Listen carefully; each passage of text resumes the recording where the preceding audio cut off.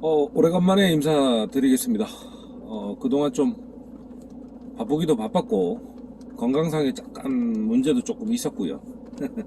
그래서 이제는 조금 몸 컨디션도 많이 좋아졌고, 수정도 조금 이렇게, 조금씩 이렇게 줄고 이래서, 다시 영상 촬영을 이렇게 좀 해보게 됐습니다. 자, 오늘 제가 준비한 내용은요, 인공수정을 1회 하는 거하고, 2회 하는 거에 대해서 잠깐 좀 말씀을 한번 드려볼까 합니다. 자가 수정하는 농가인데요. 제가 아는 사장님 중에 한 분인데, 자가 수정하는 농가인데, 이 사장님께서는 인공수정을 2번을 합니다. 물론 동일한 정액을 사용을 하죠. 그래서 아침에 발견을 하면 경산호 같은 경우 저녁에 수정하고 그 다음날 아침에 다시 2회 수정을 하고요. 초산호 같은 경우는 아침 발견하고 통상적으로 우리가 이제 초산호 같은 경우는 발정 지속 시간이 조금 더 길잖아요. 그래서 그 다음날 아침에 하고 다시 이제 저녁에 동일한 정액으로 이렇게 해서 2회 수정을 합니다. 물론 이제 자가 수정이니까 인공 수정료에 대한 부담이 좀 적죠. 그러다 보니까 그렇게 이제 2회 수정을 하는데 수태율에 대해서 제가 여쭤봤어요. 그랬더니 그 사장님께서 이제 그 개체 현황판, 번식 개체 현황판을 보여주시면서 말씀하시길 한 80%, 1회 수태율이 약 80%에서 잘 나오는 해 같은 경우는 약 한 90% 가까이 이렇게 나오는 경우가 있습니다. 상당히 높은 수치죠. 80% 이상이 1회 수태율에 나온다는 것은 상당히 높은 수치입니다. 우리가 이제 전국의 수태율을 봤을 때는 약 50%, 1회 수태율이 약 50%에서 60% 정도, 60% 초반대 이렇게 되는 걸로 이렇게 되어 있는데, 자가수정 농가이면서 어쨌든 뭐 80% 이상 이렇게 나온다는 것은 상당히 높은 수치입니다. 축산과학원 자료를 제가 한번 좀 찾아봤습니다. 그래서 거기에서도 2개의 수트로를 인공수정을 했을 때의 어떤 연구 결과도 있더라고요. 거기 일단 결과부터 말씀을 드리자면 경산호 같은 경우는 약 10%, 그 다음에 초산호 같은 경우는 약 15%의 어떤 수태율 상승이 있는 걸로 이렇게 나와 있습니다. 경제적인 어떤 그 이익도 가임함수 50도 기준으로 했을 때 약 1000만원 정도, 1100만원 정도 이렇게 나왔던 걸로 이제 기억을 합니다. 그래서 축산과학원에서 이제 했던 내용을 이제 말씀을 드리자면, 발정이 종료되고 우리가 이제 통상적으로 생각하는 인공수정 적기죠. 인공수정 적기에 한번 이제 인공수정을 한번 하고 그 다음에 이후에 다시 이제 8시간 또는 12시간 뒤에 다시 한번 동일한 정액으로 인공수정을 하는 겁니다. 그렇게 했을 때 이제 수치가 수태율 향상이 약 경산호 10%, 초산호 15% 정도 이렇게 올라간 걸로 이렇게 이제 연구 결과가 나왔죠. 자, 그런데 이제 모든 게 이제 장단점이 있지 않습니까? 사실 그래서 이제 단점부터 2회에 관련된 2회 수정에 관련된 어떤 그 단점부터 말씀을 드리자면, 우리가 통상적으로 얘기하는 기라성 같은 정액들, ARS 신청에서 추첨이 된 뭐 1그룹 정도 되겠죠. 1그룹에 해당되는 정액들 같은 경우는 너무 아깝잖아요. 사실은 너무 아깝습니다. 구하기도 너무 힘들고 당첨되기도 뭐 너무 어렵지 않습니까? 그렇기 때문에 사실 그런 정액을 아침에 한번 넣고 또 저녁에 이렇게 나눠서 2번을 넣는다는 게 상당히 부담스럽죠.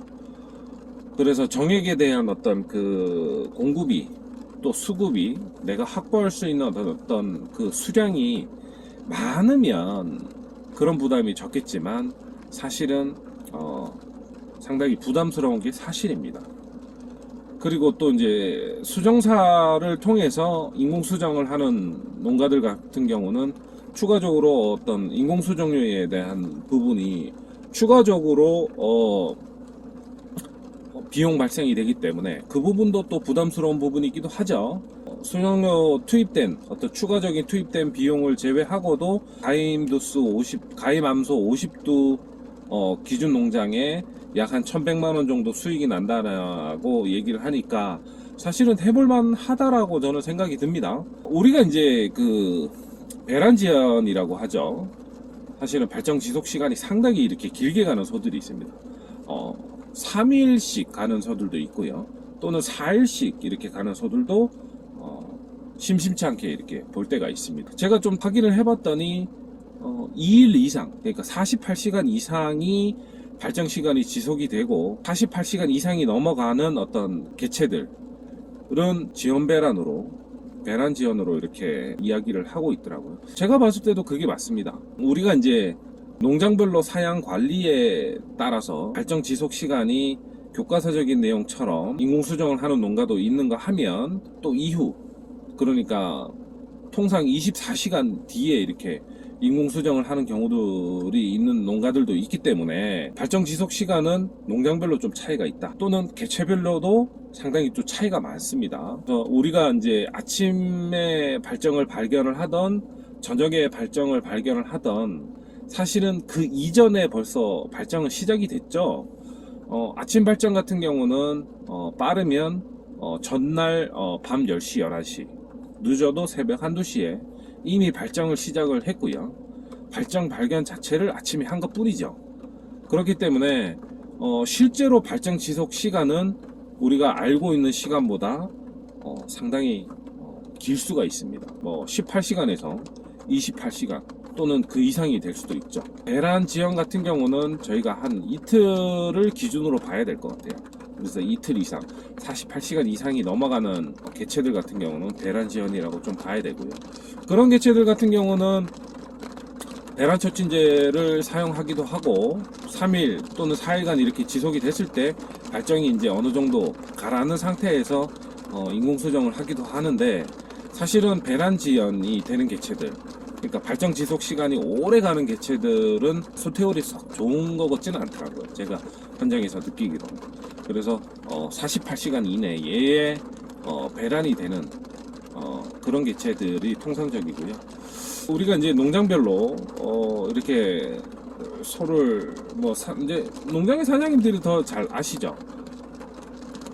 발정이 좀 오래 가는 개체가 있는가 하면 발정이 조금 짧게 가는 개체가 있고, 또 전체적인 어떤 그 농장 내의 암소들의 평균을 보면 우리 농장은 다른 농장에 비해서 좀 발정 지속 시간이 좀 길다 또는 조금 더 짧다라는 생각은 농장 사장님들이 더 잘 아시죠.